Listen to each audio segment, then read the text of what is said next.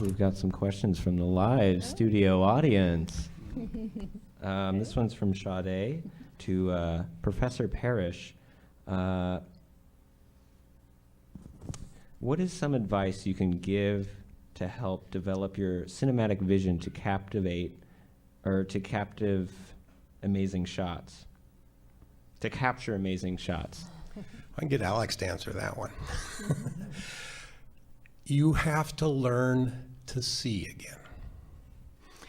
Now, Alex will know. I spent a lot of time on that. Every week we had to bring in photos, specific things. What I mean by seeing again, I'll try to make this short, is when we were born, we all had this creativity. We'd see things and notice things because we didn't know what they were.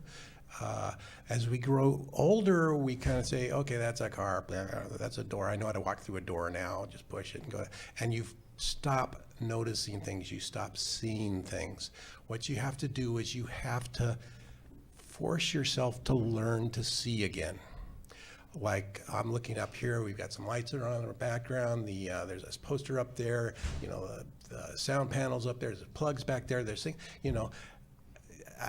just to imagine this, when you get up tomorrow morning, look around your room and see things you didn't even notice were there. That's what the first exercise I have in my class is, and they said, well, there's a spider up in the corner. I haven't seen them, there's probably been there for months.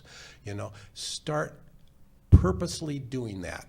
And then we eventually get to a point where we're seeing shapes, and we're seeing colors, and we're seeing patterns and compositions. Because what's really important for a cinematographer is we're working in a two-dimensional image, and even when it's a 3D movie, we're really working in a two-dimensional image, is you want to put depth in it. You can do that with foreground and background and shade and light and all those sort of things.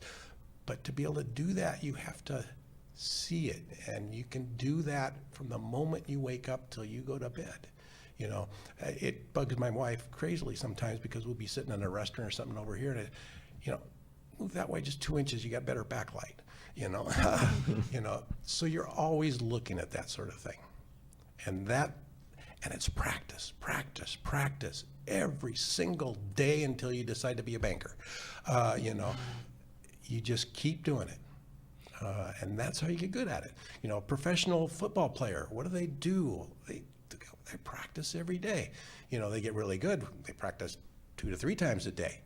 And then they go out and they play a game. Practice turns into play. When you're making a movie, you're having fun, you're playing, right? But you gotta practice, and that's how you get good. And that's how it will make you, I said before, there's so many film schools in Southern California, so many film schools in the world.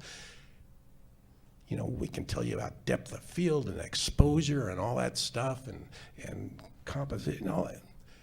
They're all learning that stuff. But if you can learn to see again and be able to set your frames and your compositions, they're coming out of USC like this and you're coming out up here. And you can turn that into your movie. That's what you said about what do you do with a low budget movie? You don't have a lot of money, but you can frame things right. You can get composition, you get foreground in here. You can get movement of the camera. Little sliders are really cheap now on Amazon. Just a little bit of movement. Roger Deakins used that in Prisoner all the time. He started every scene with just a push, and they probably pushed in that much for 2 or 3 minutes. Hardly see it, but it really added to it. You can do that. What I really like to see in movement with my students too is blocking the actors. So maybe the camera may be pan or a little bit or something, but the actors change and come around, and you may have an over like this and then they come around back this way, all in the one shot, and that's blocking that the director with the cinematographer can help do. And so you just build your vision, be able to see again. That's, I think, the most important thing. So just focus on building a live world that's moving. Yeah, you walk around and you think, okay, you're by these hedges. Okay, I'm doing a little dolly shot as I'm walking to the next class, and you can see that the perspective change, and that movement and that depth, But it's to make it work. You've got to do it and keep on doing it. Who's got a camera in their pocket? Everybody, right? There's no excuse not to do this. If you see something that's interesting, take a picture of it. When I was your age, I had a camera and it was film. Okay, 35 cents, 35 cents, 35 cents. enough said, right? They can make movies. You know, you can make, everyone can make movies. There's no, if this is really what you want to do with your life, this is really your passion, there's no excuse. You know, write, shoot, edit, you know, every week, make a new movie. I know you don't have a lot of time, you're working, do things like, but you know, maybe stop watching TV or stay off social media, you know, a little bit, or, you know, because you are working for yourself to get to your dreams, you know, and that's the pathway, is to practice, practice, practice. I know for myself that sometimes keeps me from practicing is that idea that it needs to be perfect or exactly like what it in my head. It's never perfect. You know, that's one thing artists really have, some artists have trouble with is, you know, I can make it better. I'm the same way. I can make this better. I can make this better. You know, I may, you know, it could even be a term paper or something. Oh, if I format this a little bit, you know, 2 hours later, you've made a little change and yeah, it is better, but did it make a difference? So I think for you guys, I really like to push the idea of, you know, try to make a movie a week. Maybe it's only 2 minutes. Maybe it's a movie about how you put toothpaste on a toothbrush. You know, think of different perspectives with your iPhone camera, you know, or things like that, you know, and just do that. But it's important, write it down first. Write it down, do it storyboards, you know, even if you're not very good at drawing, you know, do little storyboards so you go in there and you're shooting off of your ideas. Be flexible, edit, you know, you can edit on iPhones now. There's a lot of cheap and free edit, you know, even if you have big time movies, you know, DaVinci Resolve.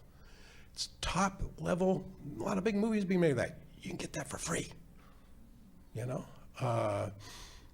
So there's no excuse for, if you really have that passion, to go out there and, you know, between now and the end of summer, you know, give me a reason why you can't have 20 movies on your phone.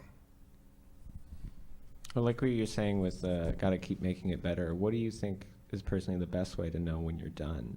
Is it like stylistically, or just be like, deadline, it's done, I can't look at it anymore? You know, the studios are going to give you a deadline. I think you want to go to a point where you're making little incremental changes. If it's the big thing, if that's going to get you a big project, then maybe you want to take the time to perfect that a little bit. But if it's just, you know, this is your little film, you probably aren't going to show it to anybody, who knows? You know, you've learned what you wanted to learn from that, then it's time to move on. Maybe, you know, 2 or 3 weeks later, you said, oh, maybe this would be really nice. And maybe reshoot a little scene and cut it in or something. But what's important is to keep practicing and to do different things. You know, like I talked about, you know, making a character off of somebody on the bus or something like that. You know, do all these little guys, make these people that you imagine in your vision come to life. You know, and they do some with a sign. You know, there's little simple things. You animate this water coming around. You know, just little things like that. Do that. Move on.